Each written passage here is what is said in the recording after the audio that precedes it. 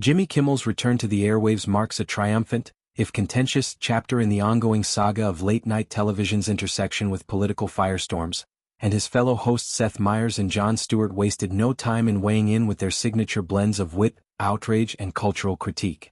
The 57-year-old comedian, whose Jimmy Kimmel Live has been a staple since 2003, stepped back into the spotlight on September 23 following an indefinite suspension that ignited national debates on free speech, corporate overreach, and the perils of presidential meddling in media. What began as a monologue riffing on the tragic shooting of conservative figure Charlie Kirk, framed by Kimmel as a symptom of MAGA extremism, spiraled into a broadcast blackout, courtesy of ABC's parent company Disney, after vehement objections from station conglomerates like Nexstar Media. Yet, in a swift reversal fueled by public outcry, the network greenlit his comeback, setting the stage for Meyers and Stewart to dissect the drama with the precision of seasoned satirists. Jon Stewart, the acerbic architect of The Daily Show's golden era and now its Monday host, kicked off the reactions with a monologue that masterfully wove Kimmel's plight into a broader indictment of Disney's omnipresent empire. That campaign that you all launched, pretending that you were going to cancel Hulu while secretly racing through 4 seasons of Only Murders in the Building, congratulations, Stewart quipped, his deadpan delivery eliciting groans and guffaws from the studio audience.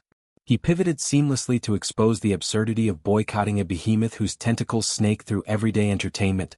Wasn't it interesting to try and figure out all the tentacles Disney has in your daily life?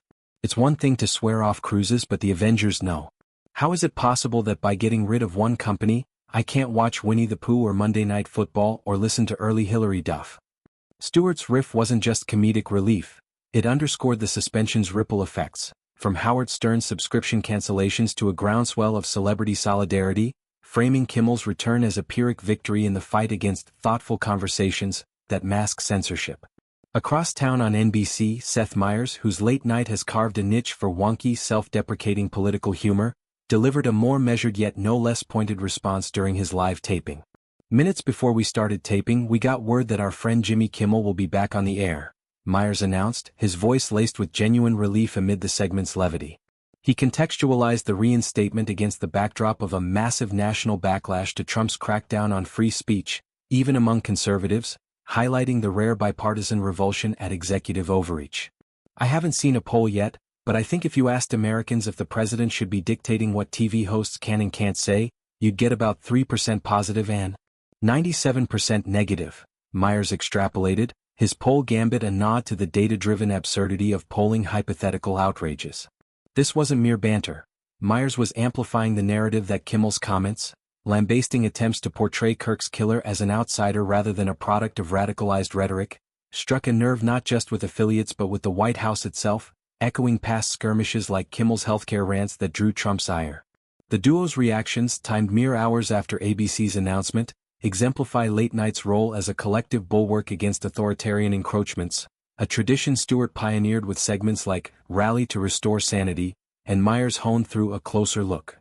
Kimmel's suspension, which preempted his show with news blocks on Sinclair-owned stations, wasn't isolated.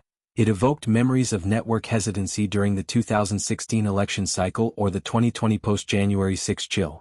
Yet, the speed of the reversal, attributed to thoughtful conversations, hints at the power of unified pushback, with Meyers and Stewart serving as amplifiers. Stewart's Disney takedown in particular, resonated with fans weary of conglomerate consolidation, where a single suspension can cascade into boycotts affecting everything from Pixar animations to ESPN broadcasts. It's the modern McCarthyism but with mouse ears, one viewer tweeted, capturing the satirical edge Stewart wielded. Meyers, ever the ensemble player, framed his segment as a toast to camaraderie, crediting the balls bigger resolve Kimmel reportedly harbors for his return monologue.